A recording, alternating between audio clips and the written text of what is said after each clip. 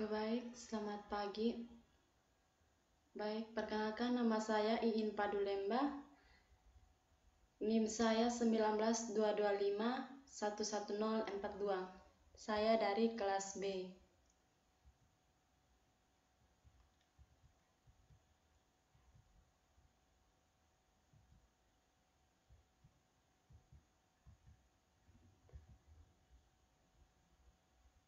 Oke, baik. Di sini saya akan menjelaskan tentang fenomena konflik antara kelompok masyarakat Dusun Prebakul dengan Dusun Lelara, Kecamatan Ketalahamulingu, Kabupaten Sumba Timur.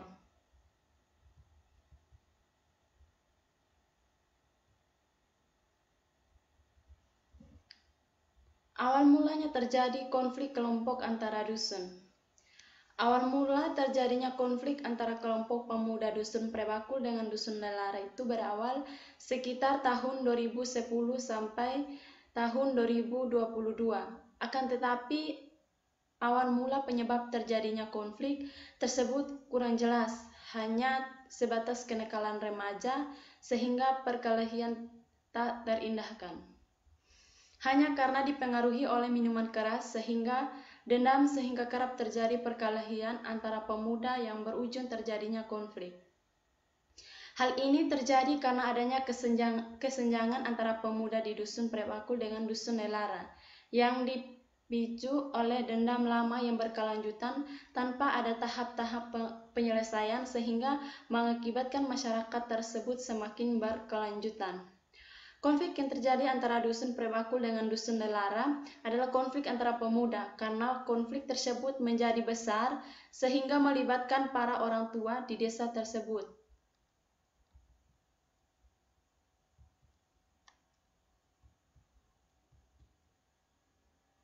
Oke, baik. Secara umum sumber atau penyebab terjadinya konflik kelompok yang ada di Dusun Prebakul dan Dusun Lelara yaitu konflik nilai. Yang pertama, kebanyakan konflik yang terjadi karena perbedaan nilai. Nilai merupakan sesuatu yang terjadi dasar pedoman tempat setiap manusia, menggantungkan pikiran, perasaan, dan tindakan seseorang. Katakan nilai itu sesuatu yang prinsip dan prinsip itu tidak boleh dilarang. Konflik terjadi karena dua pihak memberikan nilai yang berbeda atas yang terjadi atas apa yang menjadi objek konflik. Yang termasuk dalam kategori ini adalah konflik yang bersumber dari perbedaan rasa, percaya, keyakinan, bahkan ideologi atas apa yang diperebutkan. Oke, penyebab terjadinya konflik kelompok sosial Dusun Prebakul dengan Dusun Lelara yaitu sejarah yang membekas dan dalam sistem sosial masyarakat tentu menjadi salah satu penyebab terjadinya perkelahian antara kelompok dalam masyarakat. Solidaritas kelompok terbangun dalam pola kehidupan sehari-hari antara interaksi warga khususnya anak muda yang mulai membangun kedekatan dan saling membantu dalam mengerjakan urusannya bersama.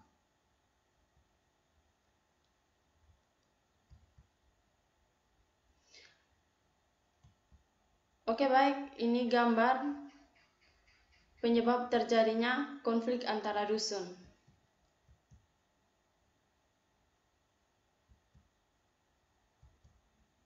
Dijelaskan oleh beberapa sosiologi mengenai akar penyebab terjadinya konflik secara lebih luas dan terperinci. Maka mereka berpendapat bahwa beberapa hal yang lebih mempertegas akar dari timbulnya konflik antaranya. Yang pertama, perbedaan antara individu. Di antaranya perbedaan pendapat, tujuan, keinginan, pendirian tentang objek yang dipertentangkan di dalam realitas sosial. Tidak ada satupun individu yang memiliki karakter yang sama sehingga perbedaan karakter tersebutlah yang mempengaruhi timbulnya konflik sosial. Oke, baik, ini contoh gambar antara konflik individu. 2. Benturan antara kepentingan baik secara ekonomi ataupun politik. Benturan kepentingan ekonomi dipicu oleh makin bebasnya berusaha, sehingga banyak di antara kelompok pengusaha saling memperebut wilayah pasar dan memperluas wilayah untuk mengembangkan usaha. Adapun benturan kepentingan politik, lihat lagi konflik kepentingan. Ini contoh gambar benturan kepentingan ekonomi atau politik. Yang ketiga, perubahan sosial yang terjadi secara mendadak biasanya menimbulkan kerawanan konflik. Konflik dipicu oleh keadaan perubahan yang terlalu mendadak. Biasanya diwarnai oleh gejala di mana tatanan perilaku lama sudah tidak digunakan lagi sebagai pedoman, sedangkan tatanan perilaku yang baru masih simpang siur sehingga banyak orang kehilangan arah dan pedoman perilaku. Keadaan demikian ini memicu banyak orang bertingkah atau berakibat pada benturan antara kepentingan baik secara individu maupun kelompok. Oke, baik, ini contoh gambar perubahan sosial yang kita lihat di kalangan masyarakat.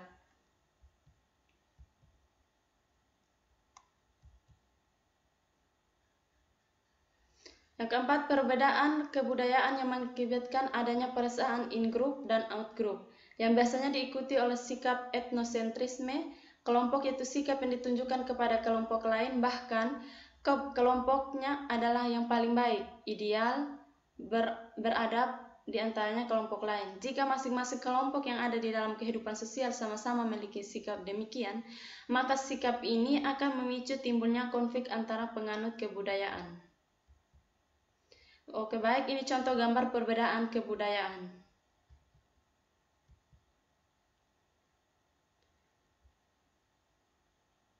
Oke, konflik ini berkaitan dengan teori konflik, maka di sini saya kaitkan dengan teori resolusi konflik.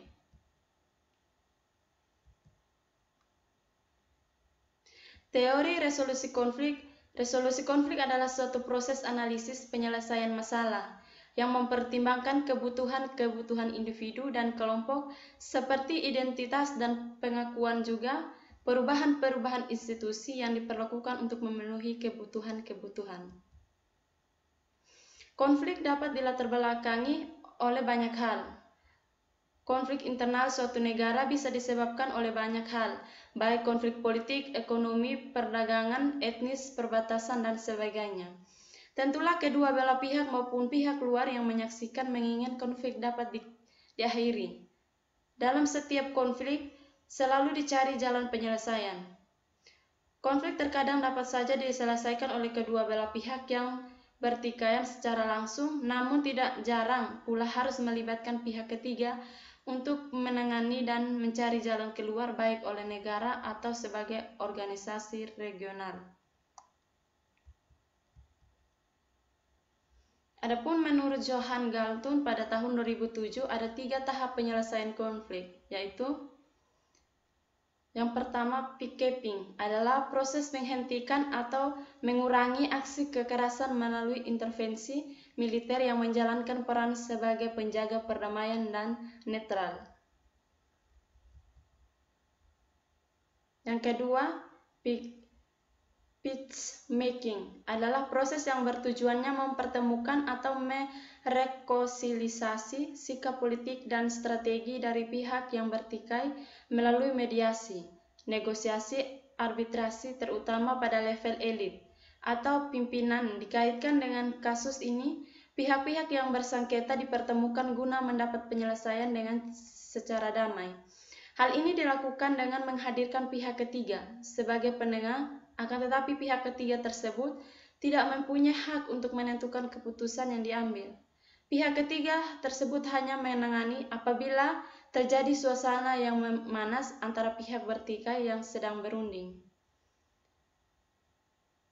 Yang ketiga, peace building adalah proses implementasi perubahan atau rekonstruksi sosial, politik, dan ekonomi demi terciptanya perdamaian yang langgeng. Melalui proses peace building diharapkan negative peace atau the absence of violence berubah menjadi positive peace, di mana masyarakat merasakan adanya keadilan sosial, kesejahteraan ekonomi, dan keterwakilan politik yang efektif.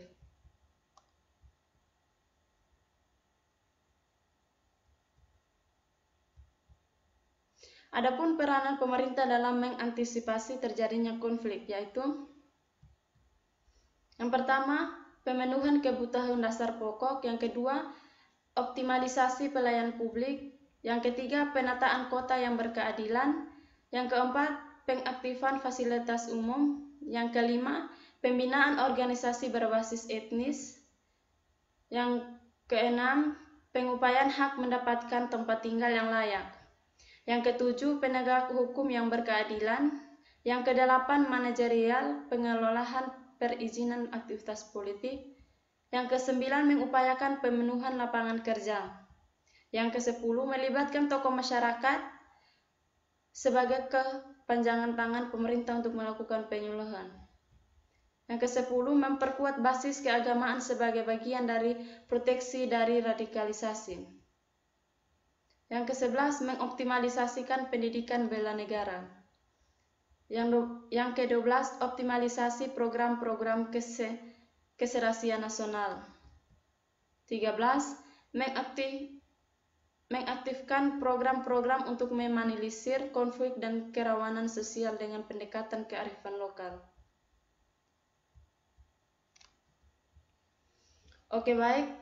Sekian dan terima kasih. Baik, hanya ini penjelasan saya tentang fenomena konflik yang ada di masyarakat lingkungan sekitar saya. Sekian dan terima kasih.